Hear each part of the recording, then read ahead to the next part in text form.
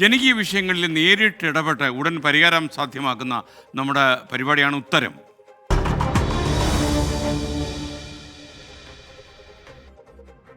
ജനകീയ വിഷയങ്ങളിൽ നേരിട്ട് ഇടപെടുന്നത് മാത്രമല്ല, പ്രശ്നങ്ങൾക്ക് പരിഹാരമുണ്ടാകുന്നതുവരെ ഈ പ്രശ്നത്തിൽ നമ്മൾ ഉറച്ചു നിൽക്കും എന്നുള്ളതാണ് 24 തീരുമാനം. അതിപ്പോൾ പാലിക്കപ്പെട്ടിരിക്കുന്നു.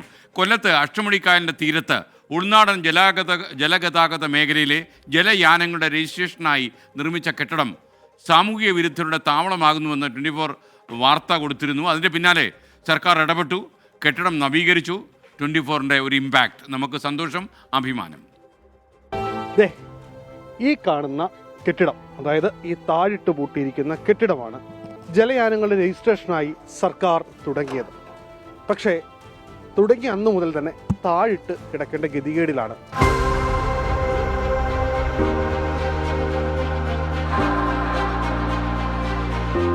പോർട്ടിൻ്റെ ഓഫീസാണെന്നറിയാം, എന്തായാലും ഉപയോഗത്തിനാണെന്നൊന്നും അറിയത്തില്ല. ഒത്തിരി നാളുകൊണ്ട് പണി കിടന്ന് കിടക്കി. എല്ലാ വെള്ളമടി ഇതിനകത്താണ് മൊത്തം വരും. മന്ത്രിയാടി ഇതിനകത്ത് വരും, വെള്ളമടിക്കുക. ഈ വാർത്ത പുറത്തു വന്നതിന് പിന്നാലെ സർക്കാർ തലത്തിൽ നിന്ന് ഇടപെടലുണ്ടായി. അതിനുശേഷം ആ മന്ദിരത്തിനുണ്ടായ മാറ്റമാണ് ഈ ദൃശ്യങ്ങളിലൂടെ വ്യക്തമാകുന്നത്.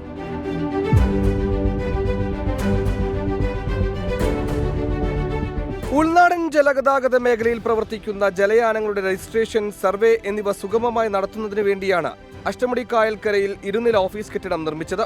നിർമ്മാണം പൂർത്തിയാക്കിയെങ്കിലും ഓഫീസ് തുറന്നുകൊടുക്കാൻ ഇടപെടലുണ്ടായില്ല. പ്രദേശവും ഓഫീസ് കെട്ടിടവും സാമൂഹ്യ വിരുദ്ധരുടെ താവളമായി. ശിലാഫലകം സ്ഥാപിക്കേണ്ടിയിടത്ത് മദ്യപാനികളുടെ വക മുന്നറിയിപ്പ്. മദ്യപാനം ആരോഗ്യത്തിന് ഹാനികരമെന്ന്. കായലിനോട് ചേർന്നതിനായതിനാൽ ജലയാനങ്ങൾ എളുപ്പത്തിലെത്തിക്കാനും പരിശോധന നടത്താനും ഇവിടെ സൗകര്യമുണ്ടെന്നതാണ് ഓഫീസിന്റെ ഗുണം. ഉദ്ഘാടനം നടത്തിയ ശേഷം പള്ളിത്തോട്ടത്ത് നിന്നുള്ള ഉദ്യോഗസ്ഥരെ ഇവിടേക്ക് നിയോഗിക്കും. മന്ത്രി ഇടപെട്ടത് ചെയ്യുന്നുണ്ട് നല്ല കാര്യം. ഇതെന്തെങ്കിലും ഇതെല്ലാം മാറി കിടക്കും. ഇവിടെ എപ്പോഴും ആൾ പോകുന്നത്, പ്രത്യേകിച്ച് കുട്ടികൾ ഒരുപാട് പേര് അഡ്വഞ്ചർ പാർക്കിലേക്ക് പോകുന്നത്. അത് നല്ല കാര്യം തന്നെ. വൃത്തിയാക്കിയത് വളരെ നന്ദി. അത് ശരിയാക്കി ഉപയോഗ സാധ്യത ഉണ്ടെങ്കിൽ അത് നല്ല കാര്യം തന്നെ. 2 വർഷം മുമ്പ് നിർമ്മാണം പൂർത്തിയാക്കിയ ഈ കെട്ടിടം കഴിഞ്ഞ ദിവസങ്ങൾ വരെ സാമൂഹ്യ വിരുദ്ധരുടെ കേന്ദ്രമായിരുന്നു.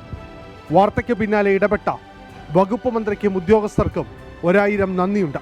പക്ഷേ ഈ താഴിട്ട കെട്ടിടം തുറന്നു കൊടുക്കാനുള്ള നടപടി കൂടി ഉദ്യോഗസ്ഥലത്തിൽ നിന്ന് ഉണ്ടായേ മതിയാവും. ക്യാമറാമാൻ രാജ്കിരണിനൊപ്പം അരുൺ രാജ്, 24. പൊതുജനം കഴുതയല്ല സാർ.